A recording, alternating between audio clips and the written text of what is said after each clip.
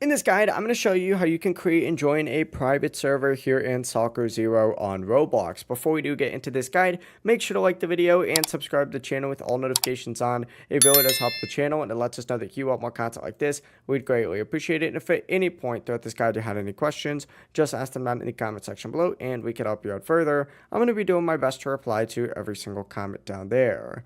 Now, first things first, if you are currently in the game, you do actually have to back out of this in order to do that. So go ahead and select the little Roblox icon up in the top left, hit leave, and then hit leave one more time. Now, once you're on here, you need to get on the game page. If you're not on the game page, go ahead and just select it just like so, and then scroll down, and what you're looking for is this little servers tab down at the very bottom. Go ahead and open it up. You're going to see it load for a second, and then you're going to see that you can actually create a private server for free. You get one free private server, so make sure you do take advantage of this.